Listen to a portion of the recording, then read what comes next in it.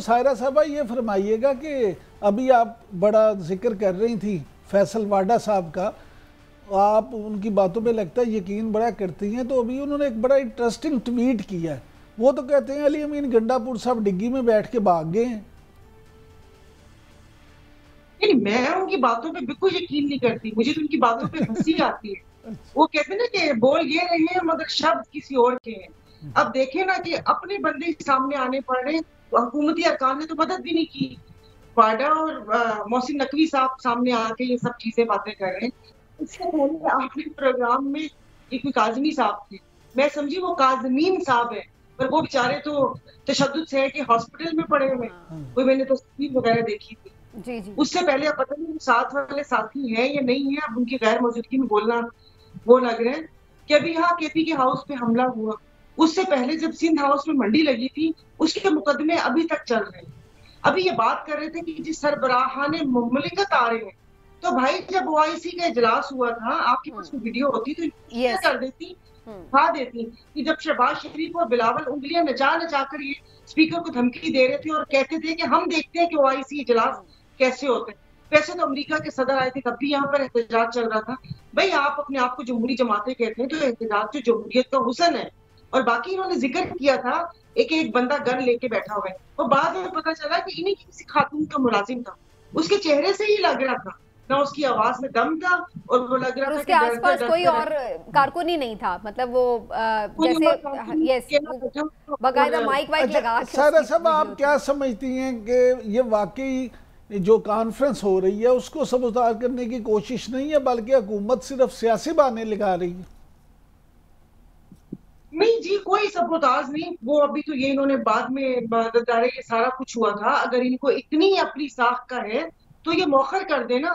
क्या किसी पंडित ने निकाल के दी है तारीख के 25 अक्टूबर से पहले पहले आपने ये सारी चीजें करनी है, उसको बात कर दें। और ये तरमीम लाई क्यों जा रही है, मुझे बताएं कि खैबर पख्तूनख्वा से सेनेट का इलेक्शन हुआ ही नहीं, पूरी सेनेट अपर हाउस और जो असेंबली है वो तो कंप्लीट ही नहीं है। लेडीज ये जो रिजर्व सीट है उनका फैसला नहीं आया। इतनी कौन सी उजलत है।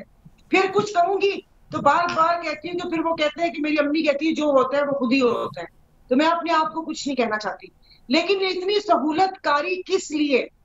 मेरी आवाज आ रही है? जी जी जी जी जी, आपकी आवाज आ रही है। अच्छा, ये फरमाइएगा कि ये नहीं, लेकिन अब ये तो कहा जा रहा है कि तरमीम के नंबर दोबारा से आज ये खबर है कि फिर से कम हो गए हैं, और बहुत से जो लोगों ने कमिटमेंट की थी तो वो नहीं अब पूरी हो रही। आपको लग रहा है कि इस हफ्ते में ये तरमीम कर पाएंगे? देखिए, अगर वो उन्होंने फैसला कर लिया है तो वो कहते हैं एड़ी चोटी का जोर लगाएंगे। अभी आप देख लें मेंबरान कहाँ पर है, कोई कह रहा है गायब हो रहा है, कोई कह रहा है इधर। सबसे बड़ी बात ये है कि अभी ट्विटर पर मैं देख रही थी कि अब मंडियां लगेंगी। क्यों भाई, क्यों मंडियां लगेंगी? मतलब अगर कोई मुझे बोले तो ये मेरे लिए तो बहुत शर्म की बात है कि कोई मुझे क्या बिकाऊ माल समझेगा। इन चंद पैसों के लिए इंसान की कोई जमीर भी कोई चीज होती है। और बाकी के हाँ, अगर घर चादर चार दीवारी का तकद्दुस पामाल किया और बहनों बेटियों को उठाया है तो वो एक ऐसी चीज है कि वहां पर इंसान मजबूर हो जाता है। तो देखिए, सहूलतकारी इसीलिए तो की गई है। ये नून लीग को पता चलेगा बाद में, क्योंकि जरदारी साहब तो इसकी बादशाह है जोड़ तोड़ के भाव ताव के, और कल को ये नून लीग के गले ही पड़ेगी। तो अब देखिए क्या होता है। और क्या मैं मौलाना ने तो वैसे इस पे स्टांस अपना जो है वो क्लियर कर दिया, वो तो इसको सपोर्ट नहीं कर रहे, तो इस तरह तो इनके नंबर्स और कम हो रहे हैं। और एक खबर के मुताबिक तो 6-7 इनके नंबर्स सेनेट में भी और इसी तरह असेंबली में भी कम हो गए हैं। तो बज़ाहिर इस वीक में, और अब तो वकला जो मुख्तलिफ इनकी एसोसिएशंस हैं उनकी तरफ से भी बड़ा सख्त रद्द-ए-अमल आया है। कल भी पीर को एक हड़ताल भी है, कन्वेंशंस भी हो रहे हैं। अब ये मामला आपको लग रहा है कि थोड़ा खटाई में पड़ गया है? पढ़ना चाहिए इस मामले को।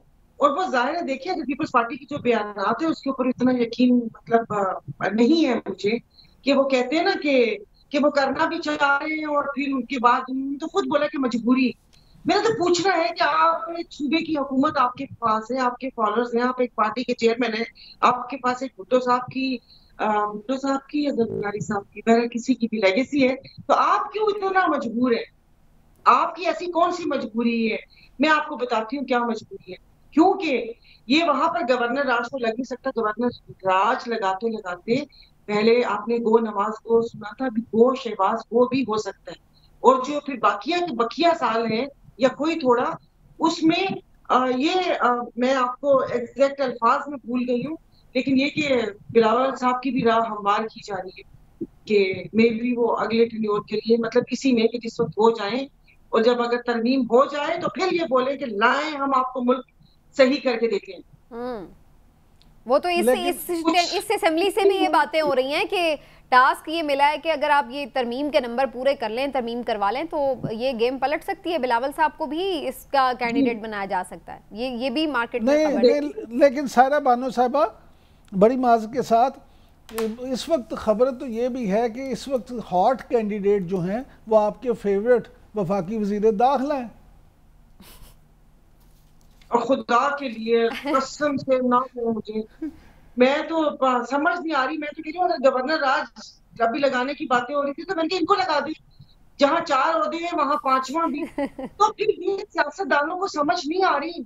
सियासतदान क्या पागल है? इन्होंने आगे सियासत नहीं करनी क्या? आगे इन्होंने अपनी सियासत को खत्म कर दिया है कि वो उनको खुद ही नहीं पता कि वो किस पार्टी से हैं। वो एक आजाद रुकन है, आजाद पार्टी के हैं, उनको दे दिए। तो इसका मतलब है कि फिर हमारे पीर साहब की एक प्रिडिक्शन थी 20 साल पहले की, कि उन्होंने 20 साल बाद के लिए कहा था कि एहतसाब की इब्तिदा पंजाब से होगी। ये मैं आपको तर्जुमा बता रही हूँ। नहीं, लेकिन सायरा साहबा सियासी जमातें भी तो बाज नहीं ना आती। अब जैसे बैरिस्टर सैफ ने जो कहा है जयशंकर के हवाले से, अब ये खुद भी अगर ऐसी बातें करेंगे तो फिर क्या बनेगा?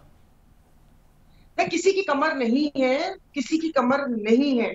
मैं तो, मुझे प्रॉन्स बहुत पसंद है। मैं तो जब प्रॉन्स देखती हूँ तो मुझे ये सियासतदान ही याद आते हैं। ठीक बात। कमर में चलिए, अब अगली बात मैं बोलूंगी तो फिर वो गुस्सा कर देंगे कि वो कहते हैं ना कि head full of shit but market value high है प्रॉन्स की। सायरा साहबा ये फरमाइएगा कि अभी आप बड़ा जिक्र कर रही थी फैसल वाडा साहब का, आप उनकी बातों पे लगता है यकीन बड़ा करती हैं। तो अभी उन्होंने एक बड़ा इंटरेस्टिंग ट्वीट किया है। वो तो कहते हैं अली अमीन गंडापुर साहब डिग्गी में बैठ के भाग गए हैं। नहीं, मैं उनकी बातों पे बिल्कुल यकीन नहीं करती। मुझे तो उनकी बातों पे हंसी आती है। वो कहते हैं ना कि बोल ये रहे हैं मगर शब्द किसी और के हैं। अब देखें ना कि अपने बंदे सामने आने पड़ रहे, तो हुकूमती अरकान ने तो मदद भी नहीं की। वाडा और मोहसिन नकवी साहब सामने आके ये सब चीजें बातें कर रहे हैं। इससे पहले आपने प्रोग्राम में एक काजमी साहब थे, मैं समझी वो काजमीन साहब है, पर वो बेचारे तो तशद्दुद से है कि हॉस्पिटल में पड़े हुए। कोई मैंने तस्वीर वगैरह देखी थी। जी। उससे पहले अब पता नहीं साथ वाले साथी हैं या नहीं है, अब उनकी गैर मौजूदगी में बोलना वो लग रहा है कि अभी यहाँ केपी के हाउस पे हमला हुआ, उससे पहले जब सिंध हाउस में मंडी लगी थी उसके मुकदमे अभी तक चल रहे हैं। अभी ये बात कर रहे थे कि जिस सरबराहाने मुमलिकत आ रहे हैं, तो भाई जब OIC का इजलास हुआ था, आपके पास वीडियो होती तो कर देती, खा देती कि जब शहबाज शरीफ और बिलावल उंगलियां नचा नचा कर ये स्पीकर को धमकी दे रहे थे और कहते थे कि हम देखते हैं कि OIC इजलास कैसे होते हैं। वैसे तो अमेरिका के सदर आए थे, तब भी यहाँ पर एहतजाज चल रहा था। भाई आप अपने आप को जमहूरी जमातें कहते हैं, तो एहतजाज जो जमहूरियत का हुस्न है। और बाकी इन्होंने जिक्र किया था एक बंदा गन लेके बैठा हुआ है, और बाद में पता चला कि इन्हीं की किसी खातून का मुलाजिम था।